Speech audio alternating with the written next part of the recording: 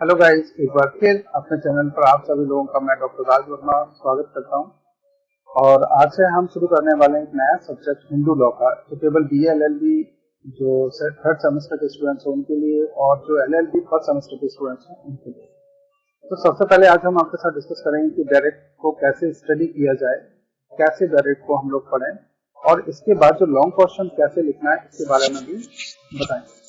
तो सबसे पहले हम लोग डायरेक्ट की तरफ चलेंगे और डायरेक्ट के बाद में फिर अगले जो जैसे डायरेक्ट कंप्लीट होगा फिर लॉन्ग क्वेश्चन कैसे लिखना है ये भी हम आपको बताएंगे। तो सबसे पहले हम ये जान लेते हैं कि कानून एक्चुअली है क्या, लॉ बना क्या है इसके संबंध में। तो बेसिकली अगर हम देखें तो हिंदू लॉ में 4-5 आपको एक्ट पढ़ने पड़ते हैं, जिसमें से केवल अभी हम हिंदू मैरिज एक्ट 1955 पढ़ने वाले हैं। तो चलिए जरा सीधे से चलते हैं। और डेली मैं अभी एक वीडियो अपडेट छोटे एक सेक्शन अपडेट करूंगा, 2-4 5-5 मिनट के होंगे। अगर आप डेली 5 मिनट भी निकाल रहे हैं तो एग्जाम तक आपके कंप्लीट हो जाएंगे। इसलिए अगर आपने चैनल सब्सक्राइब नहीं किया तो चैनल को जरूर सब्सक्राइब कर लीजिए, और थोड़ा सा मुझे भी मोटिवेशन मिलता है कि आप लोग सब्सक्राइब कर लेते हैं, थोड़ा सा अच्छा लगता है।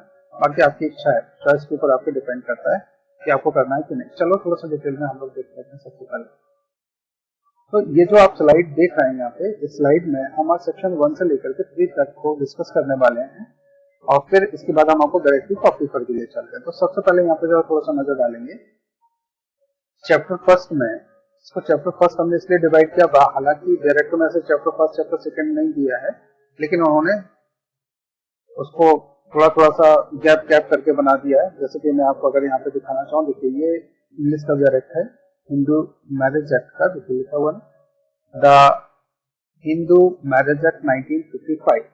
किसके लिए? अब यहाँ पे देखें, जैसे प्रिलिमिनरी है, हिंदू मैरिज है, और इसके बाद restriction of conjugal rights and judicial separation है, न्यूलिटी ऑफ मैरिज एंड डाइवोर्स है, और इसके बाद में आप देखेंगे जुरिडिक्शन एंड प्रोसीजर है। इसके बाद में नेक्स्ट यहाँ पे आप आ जाएंगे सेविंग्स एंड रिपील्स, और ये एक्ट खत्म हो जाता है। तो जो 1955 का हिंदू मैरिज एक्ट बना हुआ उसको हम लोग यहाँ पे डिस्कस करने वाले हैं। तो चलिए जरा ध्यान देते हैं, सीधे थोड़ा सा स्लाइड पे इसका समरी देख लेते हैं क्या है।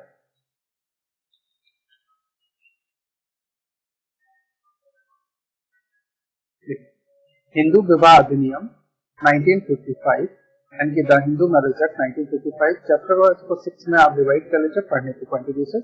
और दूसरा यहाँ पे सेक्शन इसमें 30 दिए गए टोटल। शेड्यूल 1 भी नहीं है, 0 है। राष्ट्रपति की जो परमिशन मिली थी इसको 18 ऑफ मई 1955 को, और ये इन्फोर्स हुआ था 18 मई ऑफ 1955 को। जिस डेट को प्रेसिडेंट की परमिशन मिली उसी डेट को ये हो गया। अब क्वेश्चन ये आता है कि ये डेट्स कहाँ लिखी होती है डायरेक्ट में, हम इनको कैसे फाइंड आउट करें। तो सबसे पहले डायरेक्ट पढ़ना सीखते हैं हम लोग। एक बार चलते हैं, देखिए जो हिंदी मीडियम के वो यहाँ पे एक बार नजर डालेंगे।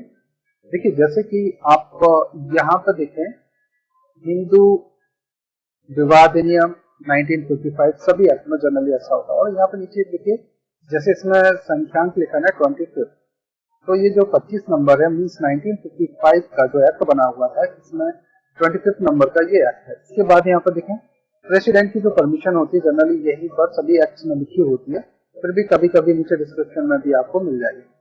फिर इस एक्ट को बनाने का ऑब्जेक्ट क्या था, उस ऑब्जेक्ट पर थोड़ा सा हम लोग यहाँ पे नजर डालते हैं। तो उन ऑब्जेक्ट पर देखेंगे हिंदुओं के विवाह से संबंधित विधि को संशोधित और संहिताबद्ध करने के लिए अधिनियम, ये इस पर्पज के लिए बनाया गया। फिर जैसे अगर आप इंग्लिश मीडियम से, तो इंग्लिश में अगर आप देखना चाहें तो इंग्लिश के लिए मैं आपको देखिए यहाँ पे लगाना चाहूंगा, देखो ध्यान दीजिएगा, ध्यान दीजिए। The Hindu marriage act 1955 act number 25 of 1955 और 18 ऑफ मई 1955। तो डेट्स अभी जस्ट हमने डिस्कस की होती, प्रेसिडेंट की परमिशन कब मिली और किस डेट से ये एप्लीकेबल हुआ, तो ये जो डेट है यहाँ पर। तो जनरली दूसरे एक्टों में आपको ये प्रेसिडेंट की परमिशन की डेट आपको यहाँ मिल जाएगी। एप्लीकेबल की जो डेट है ना वो सेक्शन फर्स्ट में, जैसे कि आप यहाँ पर देख रहे हैं ना, ये इस लाइन में आपको देखने को मिल जाएगा। या फिर कुछ डायरेक्ट्स में यहाँ जब आप नीचे आएंगे ये डिस्क्रिप्शन में, तो यहाँ पर ये आपको देखने को मिल जाएगी किस डेट से ये एप्लीकेबल हुआ। कुछ एक्ट में आपको यहाँ पर भी लिखा हुआ मिलेगा। तो चलो हम लोग थोड़ा सा डिटेल में इसको पढ़ने की कोशिश करते हैं, ध्यान दीजिए। आप आ जाइए यहाँ पर सेक्शन फर्स्ट में। सेक्शन फर्स्ट पर एक थोड़ा सा नजर डालें तो यहाँ पे देखिए क्या लिखा हुआ, यह अधिनियम हिंदू विवाह अधिनियम 1955 कहा जा सकेगा। मतलब ये इसका कौन सा सेक्शन पढ़ रहे हैं आप, सेक्शन फर्स्ट सब क्लोज फर्स्ट, क्लियर है।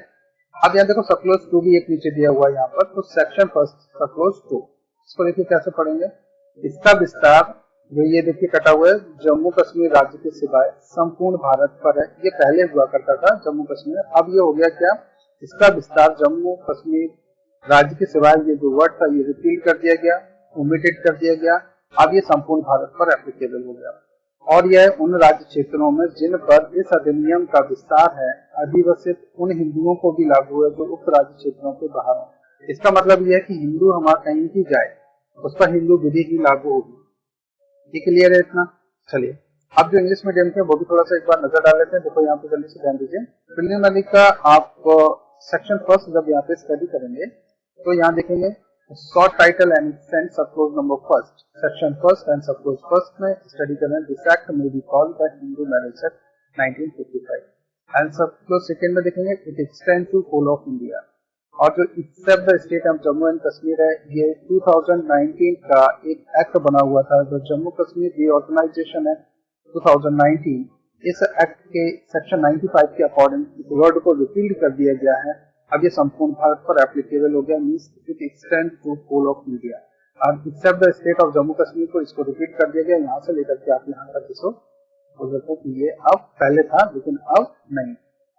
अब नेक्स्ट पॉइंट पे यहाँ ध्यान दें, and applies also to Hindus domiciled in the territory to which this act extends who are outside the said territories. भले ही वो भारत के बाहर हो या कहीं पर भी हो, लेकिन हिंदू हैं तो हिंदू विधि से ही शासित होंगे। मतलब अगर अपने यहाँ के देश के नागरिक हैं और वो कहीं पर भी निवास करने लग जाए तो वो उन पर हिंदू विधि ही लागू होगी। चलिए अब हम बात करते हैं कि ये एक्ट कहाँ पर अप्लाई है। सेक्शन 2 की तरफ चलते हैं। उससे पहले थोड़ा सा यहाँ पे डिस्क्रिप्शन पे वापस आ जाइए। शॉर्ट मैंने जो कुछ बनाए हुए यहाँ पे जरा देख लेते हैं कि ये जो पूरा टोटल जो एक्ट है वो कितने पार्ट में डिवाइड है, इसको थोड़ा सा देखना, फिर सेक्शन 2 को भी पढ़ेंगे हम लोग। चलें देखिए जल्दी से। प्रिलिमिनरी को अगर हम देखें प्रारंभिक को, तो ये सेक्शन 1 से लेकर के 4 तक डिफाइन किया गया।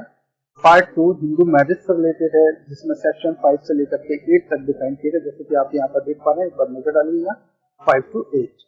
दूसरा यहाँ पार्ट जो 3 हम लोग यहाँ पे पढ़ने वाले हैं, restitution of conjugal rights and judicial separation, यानी दाम्पत्य अधिकारों का प्रत्यस्थापन और न्यायिक पृथक्करण, यानी जुडिशियल सेपरेशन से रिलेटेड हो या कंजुगल राइट्स से रिलेटेड प्रोविजंस हो तो सेक्शन 9 और 10 में आपको मिलेंगे। तो ये पार्ट 3 आपने जो बनाए हुए हैं अपने अकॉर्डिंग इनको आप ऐसे याद कर सकते हैं। पार्ट 4 का देखेंगे, एक बार नजर डालिए, न्यूलिटी ऑफ मैरिज एंड डाइवोर्स, विवाह की अकृतता और विवाह विच्छेद सेक्शन 11 से लेकर के 18 तक डिफाइन किए गए। आप इनको ऐसे ही पढ़ लेंगे तो बार बार ये आसानी से याद हो जाएंगे। केवल आप इसको 4-5 बार भी दिन में अगर रिवाइज कर लेते हैं तो ये आसानी से याद हो जाएगा। और कहीं अगर एग्जाम्स में जाते हैं, जहां कॉम्पिटिशन एग्जाम्स में पार्टिसिपेशन करते हैं, जहां पर क्वेश्चन केवल ऑब्जेक्टिव टाइप पूछा गया है, वहां पर आप आसानी से, अगर आपको याद भी नहीं होता तो भी आप उसको अंदाजा लगा करके भी टिक करके सही कर सकते हैं, लेकिन कब, जब आपने इनको इस टाइप से पढ़ा हुआ हो। तो देखें एक बार जब देखें पार्ट 5 में ज्यूरिडिक्शन एंड प्रोसीजर एंड अधिकारता और प्रक्रिया की बात करते हैं, सेक्शन 19 से लेकर के 28A तक ये डिफाइन किया गया। नेक्स्ट देखें पार्ट 6 में सेविंग एंड डिटेल्स की बात की गई है। ये सेक्शन 29 और 30 के बल सेक्शन है। ये पूरा एक्ट बस इतना ही बना हुआ है। तो चलिए अब हम चलते हैं वापस से अपने सेक्शन 2 की तरफ। तो मुझे ये लग रहा है शायद वीडियो लंबा ना हो जाए, इसलिए मैं इसको यहाँ पे स्टॉप कर रहा हूँ। फिर सेक्शन 2 को, सेक्शन 3 को हम अगले वीडियो में कवर करते हैं। तो छोटा छोटा से करके आप ऐसे देखते जाइए। तो आज आपने केवल सीखा कि डायरेक्ट को कैसे पढ़ना है, इसमें कौन कौन से पार्ट्स में इनको डिवाइड किया गया है, कौन कौन से सेक्शन है, इनको याद करते चलिए मेरे साथ में।